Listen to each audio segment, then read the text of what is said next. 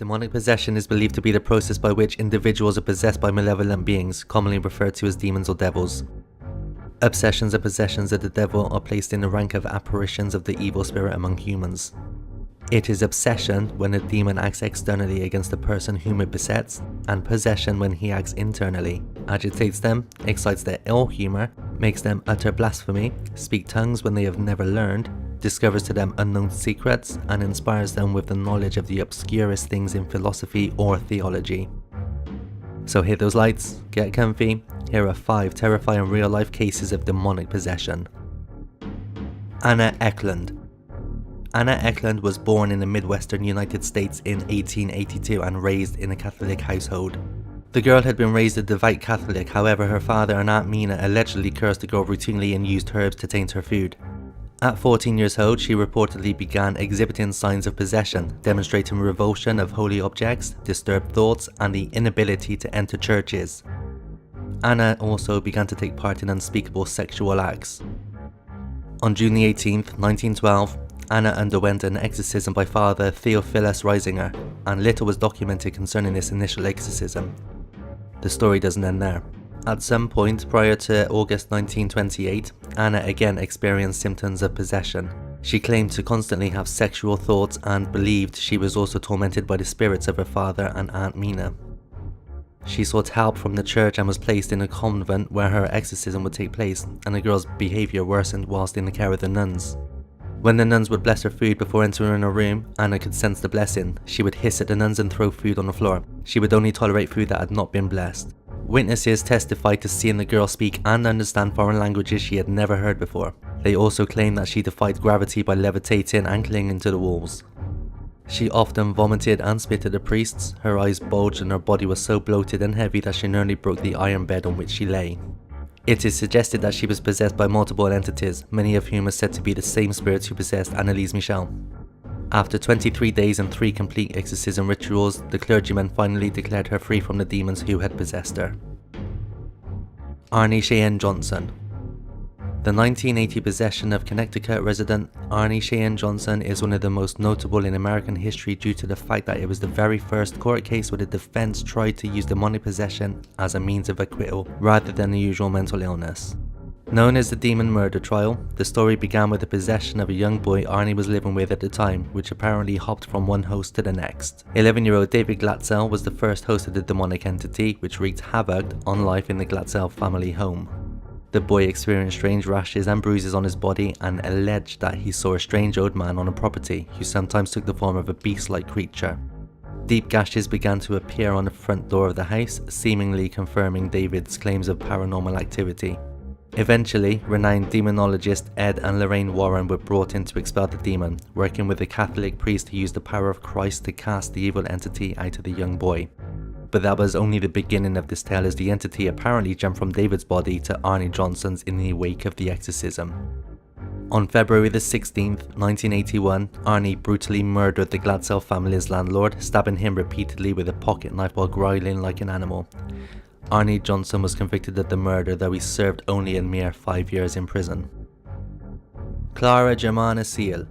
One day in 1906 at Mariannhill Mission School in Umzinto, South Africa, Father Erasmus Horner came to hear a strange and troubling confession from one of the young Catholic students there. She'd made a pact with the devil. The student was 16-year-old Clara Germana Seal. While the confession was quickly forgotten, in the following weeks Clara began engaging in erratic behaviour that graduated to insane levels on August 20th, 1906, when a startled sister at the school witnessed Clara tearing at her clothes, growling like an animal, and engaging in conversation with seemingly invisible beings. At one point she is reported to have said, "Sister, please call Father Erasmus. I must confess and tell everything, but quick or Satan will kill me. He has me in his power. Nothing blessed is with me." Clara's bizarre outbursts continued. Nuns reported that the girl's skin would burn when sprinkled with holy water, and that she would act disturbed and lash out violently when crosses or other sacred objects entered her presence, even when they were concealed. After it was determined that Clara met the criteria for demonic possession, an exorcism was carried out on September the 11th, 1906, lasting from the early morning hours until noon, and then picked up again at 3 p.m. and continuing on into the night. The next morning the rites were administered once again. with the possessing demon supposedly departing Clara's body after telling the priests he would signal his exit by an act of levitation. This occurred in front of an audience of around 170 people in the mission chapel. The priests then asserted that Clara had been cleared of the devil's influence. However, in January 1907, Clara came to have made another pact with the devil, and another exorcism was reportedly performed that lasted for 2 days. After the demon departed for the second time, witnesses reported that the air became filled with an overpoweringly foul smell. That was the last time any supernatural disturbances were reported in the case of Clara Germana Seal, and there is no record available as to what became of her following her bizarre ordeal. Elizabeth Knapp. Born in Massachusetts around 1655, Elizabeth Knapp worked as a household servant for the local reverend. To all who met her, Elizabeth was nothing more than an ordinary young woman. That was until the devil came calling. It was when she was 16 years old that Elizabeth began to show signs of demonic possession. Samuel Willard, the reverend whom she served, documented the case in great detail. First, the girl experienced pains throughout her body. She would yell out, grabbing her leg, her breast, her neck, and often she would exclaim that she is being strangled. Elizabeth would suffer nighttime fits, reporting to a witness 2 people walking around her as her body convulsed unnaturally. One day, Elizabeth confessed to the reverend that it was the devil himself who was stalking her. She claimed that he had promised her money, youth, ease from labor, and the ability to see the world.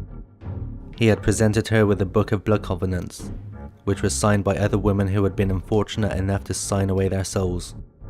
However, Elizabeth exclaimed that she had been unable to do all that Satan had asked of her, namely to kill the Reverend Willard and his family.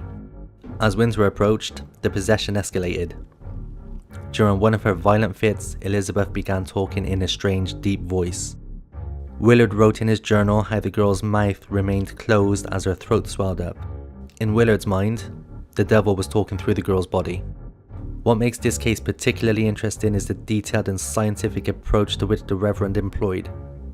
He called in medical doctors and learned men on several occasions in order to try and find a cure for Elizabeth's symptoms. Possession by the devil was a conclusion only reached after all other options had been exhausted. In one of his concluding journal entries, Willard stated that Knapp's temperament was unnatural and therefore diabolic. The Perrons. Born in 1812, Bathsheba Thayer was the mother of 4 children, 3 of whom died at a very young age. Although, during that era, an infant's death was not all that uncommon, it did arouse suspicion in the local town. Some of the townsfolk even believed she was sacrificing her children to the devil. Fast forward to 1970. Roger and Caroline Perron moved into their dream country home with their 5 daughters. From almost the first day, the family began to notice several bizarre occurrences. Strange voices in the middle of the night and furniture moving out of its own accord became increasingly common. For the most part, the spirits seemed harmless, but there was one ghost who didn't appreciate having to share the home. After several unexplained encounters with this not-so-friendly ghost, the parents were convinced that it was Bathsheba who was haunting their home. Most of the Perron family had encountered Bathsheba at one time or another, but it seemed to focus a lot of its attention on Carolyn. Not only would it issue verbal warnings fairly regularly, but Bathsheba liked to make herself seen just to make sure she was really getting her message across. Bathsheba was very jealous of Caroline's relationship with Roger, and she wanted Carolyn gone. The evil entity started out with small things and then intensified her attacks. Carolyn was terrorized. She was slapped, pinched, and taunted with lit torches. Bathsheba felt such hatred for Carolyn. It was even believed that Carolyn became possessed with the spirit of Bathsheba. Attacks on Carolyn Perron became increasingly harsher until the parents decided to enlist the help of paranormal investigators Ed and Lorraine Warren. After assessing Carolyn, Ed and Lorraine believed it to be true that Bathsheba had physically possessed her. They decided to exorcise the demon. Andrea Perron, Roger and Carolyn's daughter, documented the night that the exorcism took place and said it was the most terrifying night of all, watching her mother be thrown 20 feet into another room by the evil apparition. Although the Warrens were able to help on that frightful night, it was alleged that things became increasingly worse after the exorcism. Not long after the exorcism took place, Roger kicked the Warrens out, worried about his wife's mental stability. According to Andrea, the family continued to live in the house due to financial instability until they were able to move in 1980, at which point the spirits were silenced and the hauntings ceased. There you have 5 truly terrifying cases of demonic possession.